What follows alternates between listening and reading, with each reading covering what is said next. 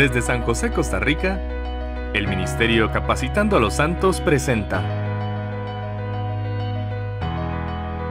Teología sobre la Mesa Cuadrada, con el Dr. Raúl Perazo. Otro día disfrutando la voluntad de Dios.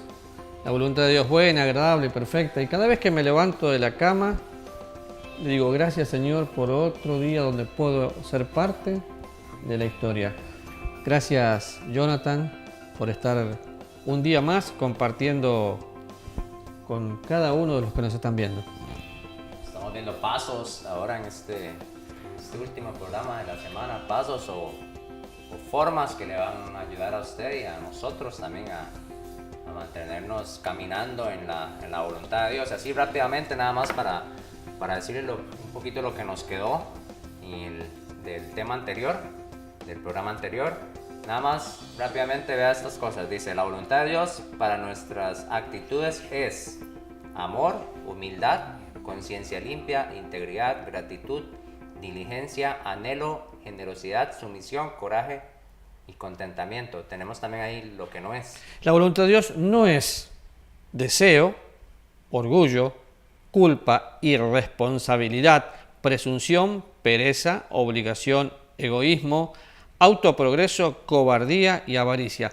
Es un contraste. Esto es, esto no es. Lo que mencionaste vos es, lo que mencioné yo no es. Entonces, qué buen parámetro para poder decir, acá están características definitivamente de lo que es la voluntad de Dios.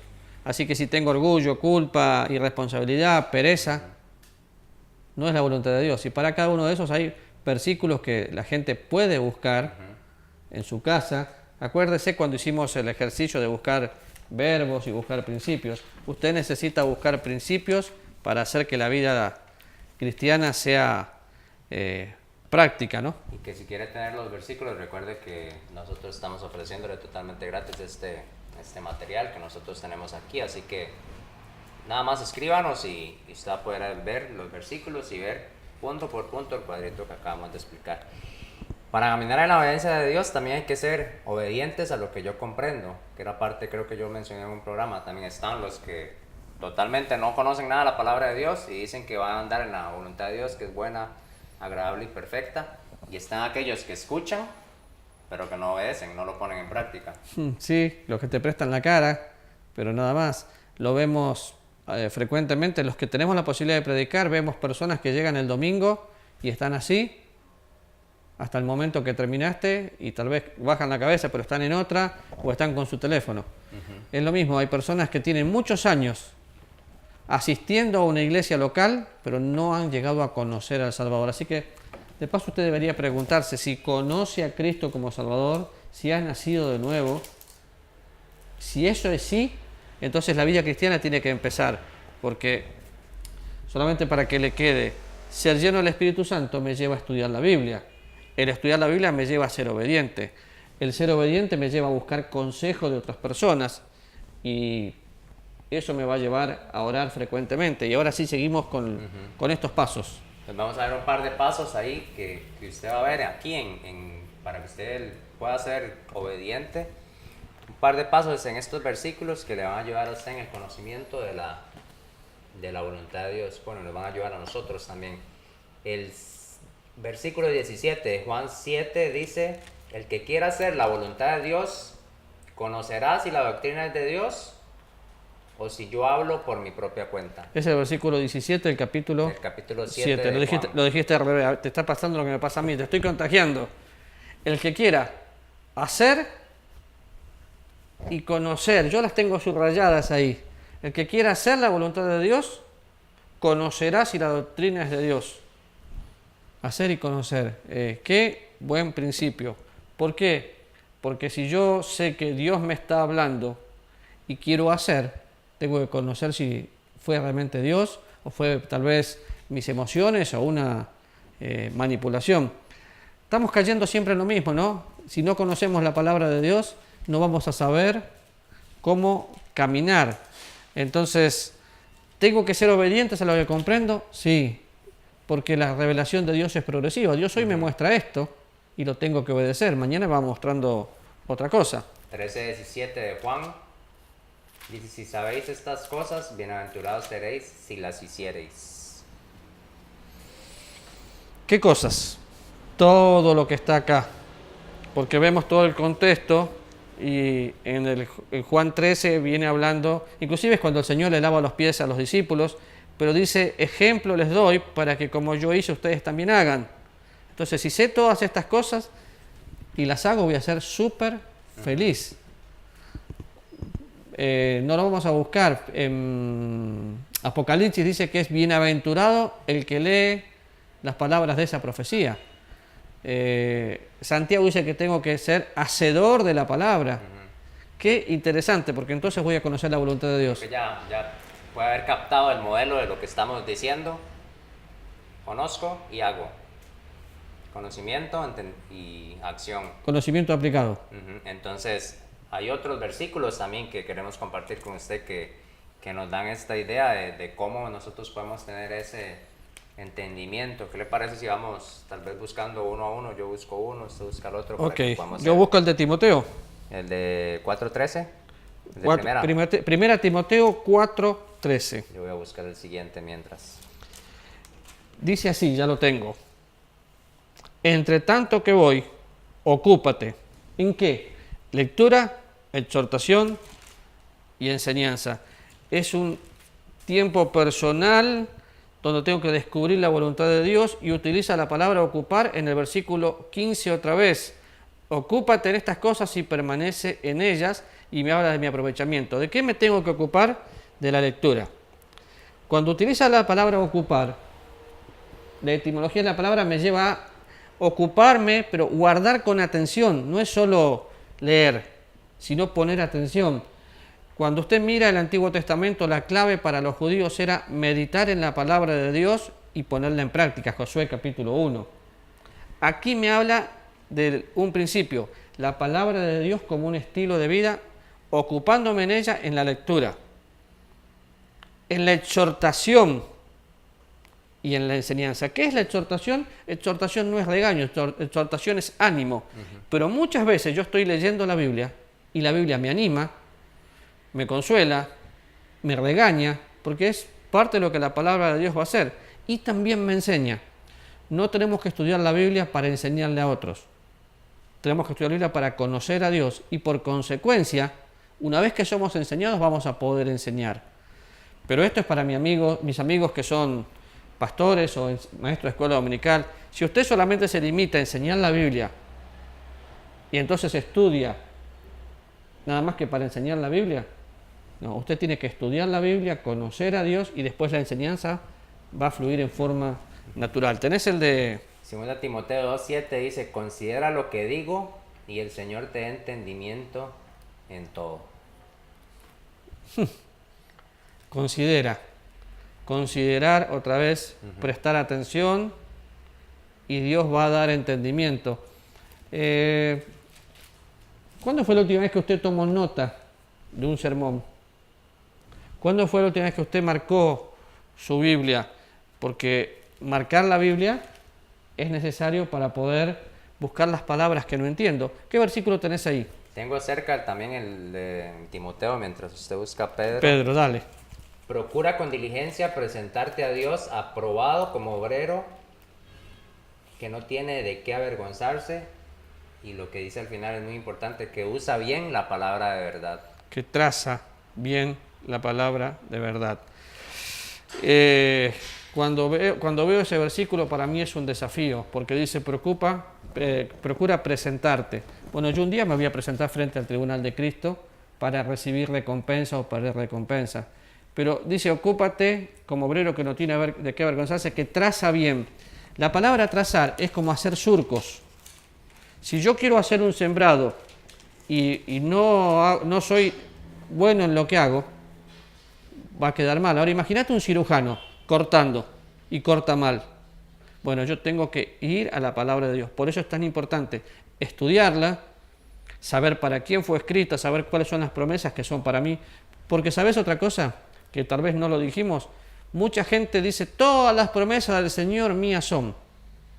Y ahí buscan la voluntad de Dios, entonces abren la Biblia buscando promesas. Es un lindo himno que lo cantamos en muchas iglesias, pero no todas las promesas de Dios son mías. ¿Por qué? Porque hubo promesas específicas para personas específicas que ya no son para mí hoy. Pero la promesa es que si cuido y guardo la palabra de Dios, tengo un excelente principio. Todo me saldrá bien. ¿Tenés Josué por ahí? Sí, Josué, el 1:8, nunca se apartará de tu boca este libro de la ley, sino que de día y de noche meditarás en él, para que guardes y hagas conforme a todo lo que en él está escrito, porque entonces harás prosperar tu camino y todo te saldrá bien. Ahí está claro, ¿no? Lo que dice que es meditar en la palabra de Dios. Meditar en la palabra de Dios. Ese fue un versículo que me acompañó durante mucho tiempo, porque no quiero memorizar como una letanía como hacían los judíos, quiero meditar y que me quede grabado, pero meditar y que me lleve a la práctica. Y no tengo ninguna duda que el principio que Dios aplica para el pueblo de Israel ahí, lo aplica para mí. ¿Por qué? Porque Él le está hablando al pueblo y le dice: nunca se apartará de tu boca este libro de la ley. De mí tampoco. Y todo lo que voy a hacer va a ser bueno. ¿Por qué? Porque va a ser la voluntad de Dios. Primera Pedro capítulo 1, versículo 10 dice: los profetas que profetizaron la gracia destinada a vosotros inquirieron y diligentemente indagaron, a propósito dice hincapié en esas dos palabras, acerca de esta salvación, escudriñando qué persona y qué tiempo indicaba el Espíritu de Cristo que estaba en ellos, el cual anunciaban de antemano los sufrimientos de Cristo y las glorias que vendrían tras ellos. Hay palabras acá que son desafiantes para encontrar la voluntad de Dios. ¿Por qué? Porque inquirir, diligentemente, indagar, tengo que pasar tiempo. No es leer, es meterme en la Biblia. Esdras habla de meterme en la Biblia y ser diligente en el estudio, y toda la Biblia me está hablando de eso. Bien, voy a poder aplicar. El último de este segmento dice Filipenses 4:9: lo que aprendisteis y recibisteis y oísteis y visteis en mí, esto haced, y el Dios de paz estará con vosotros. ¿Te animás a que alguien te imite? Buen reto es ese. Porque Pablo dice lo mismo en 1 Corintios 11. Sean imitadores de mí como yo de Cristo. Pero acá los está desafiando completamente, porque dice: lo que aprendiste, viste, oíste. O sea, todo mi ser es un ejemplo. El apóstol Juan dice que somos imitadores de Dios como hijos amados. Pero qué difícil, porque yo sé que hay gente que te imita. Vos tenés un ministerio juvenil y muchos de esos jóvenes te imitan. Si mirás para atrás y ves que siguen haciendo todo lo que haces, creo que sería un honor que te imiten y un desafío diario a que vos estés imitando a Dios. Porque definitivamente todos imitamos a alguien. Pero Pablo se animó a decir eso. Lo que oíste, lo que vistes, o sea, acá estoy. Imíteme, eso hagan. Este paso es muy importante, el de comprender bien para poder ser obedientes a lo que yo comprendo. Y también, si usted quiere seguir, mantenerse caminando en la voluntad de Dios, ese es otro muy buen consejo. Busque el consejo de creyentes maduros. Sí, creyentes maduros, no viejos. ¿Sí? ¿Por qué? Porque las canas puede ser que me den vejez, pero no me dan madurez.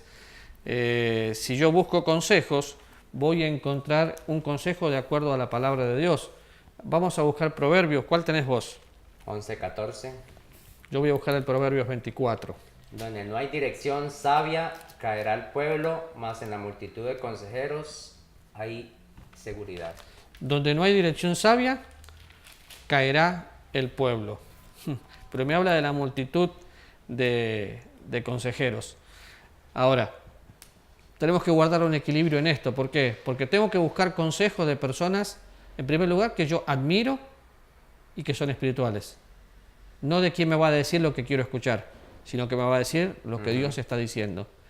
De una persona que me va a aconsejar no solamente por su experiencia, sino me va a decir: la Biblia dice esto.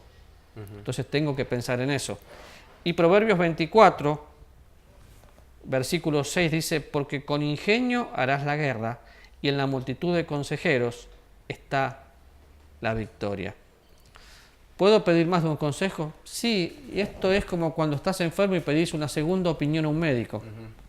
Pero por otro lado, no podés vivir la vida pidiendo muchos consejos para que otros tengan la culpa de la decisión mala que tomaste o buena que tomaste. Y tampoco es la actitud típica cuando uno tenía de adolescente, de niño, que tal vez iba al padre, el padre le decía que no, entonces iba A la madre. a la madre que le decía que sí. O sea, si yo busco un consejo, como usted bien dijo anteriormente, no es que me diga en base a la experiencia, sino más bien que esa persona que considero como sabia me pueda decir, bueno, la palabra de Dios dice esto y esto. No es porque a veces hacemos eso también. Empezamos a buscar consejos, pero buscamos si este me dijo lo que yo no quería escuchar, busco a otro para que me diga lo que yo en realidad quería hacer. Entonces, ¿para qué buscaste consejo? Bueno, ahí al final ibas a hacer lo que te da la gana. Por eso la consejería es muy importante. A veces se malinterpreta la consejería. Todos podemos dar un consejo, pero no todos podemos hacer consejería. Entonces, dar un consejo es dar una palabra de acuerdo a lo que yo veo en la Biblia y lo que yo pienso. Dar consejería implica que el consejero y el aconsejado confían mutuamente, pero también implica toda una tarea de por medio. Ahora, esto nos lleva a algo, depender de Dios en oración. Si yo no dependo de Dios en oración, no puedo bajo ningún punto de vista recibir ese consejo, porque palabra de Dios, lectura, oración. Que sería el último consejo, el último paso para que usted pueda, recuerde, mantenerse caminando en la voluntad de Dios. Y para eso vamos a leer Filipenses 4, el versículo 6. De Filipenses dice: por nada estéis afanosos, si no sean conocidas vuestras peticiones delante de Dios en toda oración y ruego con acción de gracias. No se preocupen, hablen con Dios. Qué interesante, ¿no? Porque a veces es lo que menos hacemos y justamente después, cuando oramos y le tiro la carga a Dios, ya no es mía. La paz de Dios viene a mi corazón porque ya no soy yo el que maneja la situación. Así que orar constantemente. El segundo versículo de apóstol Pablo en Tesalonicenses. No, y mientras estamos buscando ya se lo encontró, ya me ganó. En un momento hablamos bastante de la oración en otros programas, pero no está de más recordarlo. Recuerde que si nosotros decimos que la confianza está en Dios, pues Dios tiene que ser ese amigo en que nosotros podemos ir en cualquier momento. O sea, no necesita una posición específica o estar en un lugar específico. Claro, si tiene algún lugar donde pueda estar en silencio, pues muy bien, pero como hemos dicho también varias veces, usted puede ir caminando en oración, usted puede hacerlo de diferentes formas con los ojos abiertos. Ojos cerrados. La oración es un estilo de vida. No limite la oración a una posición religiosa específica. Yo cierro los ojos porque no me quiero distraer. Tengo anotadas las cosas porque no me quiero olvidar. Pero más de una vez empiezo a hablar con Dios porque estoy conversando con Él. Y la Biblia dice, orad sin cesar. Es como una constante el orar sin cesar. Y eso me va a llevar a dar gracias en todo. Pero si busqué consejos, entonces ahora tengo que tener una vida de oración. Que podría escuchar uno de nuestros programas que hablamos mucho sobre la oración. Entonces terminamos con ese versículo. ¿Lo tiene por ahí? Tenía el de Tesalonicenses 5:23 que lo mencioné de memoria. Dad gracias en todo porque esa es la voluntad de Dios. Orad sin cesar, estad siempre gozosos. ¿Vos tenés el otro? O tenés otro para compartir. Porque pensando en si voy a dar gracias en todo, es porque voy a buscar la voluntad de Dios y voy a tener gratitud. Vamos a terminar con 2 Tesalonicenses 1:11. Por lo cual asimismo oramos siempre por vosotros, para que nuestro Dios os tenga por dignos de su llamamiento y cumpla todo propósito de bondad y toda obra de fe con su poder. Bueno, sí, lo tenía abierto y no me di cuenta, pero es una forma de orar. En uno de los programas de esta semana hablamos de justamente orar para poder conocer la voluntad de Dios. Orar por el otro. Este es un buen desafío. Orando siempre. Y te diste cuenta que el apóstol Pablo en varias cartas dice, oro siempre, hago memoria siempre. Para él era una constante orar. Por eso no tengo duda que él encontró la voluntad de Dios. Sí, y no olvide que nos necesitamos los unos a los otros, por supuesto, en oración. Esperamos que esta semana le haya servido bastante, que nosotros aprendimos también y pudimos ver lo que la palabra de Dios nos dice y refrescar conocimientos en cuanto a la voluntad de Dios. La próxima semana vamos a estar hablando sobre la justificación, un tema bastante bonito que da para bastante, entonces... ¿Es usted justo? Si no lo es o si no sabe, no deje de estar con nosotros. Nos vemos en la próxima semana. El Ministerio Capacitando a los Santos presentó Teología sobre la Mesa Cuadrada con el Dr. Raúl Perazo. Encuéntranos en redes como Capacitando a los Santos.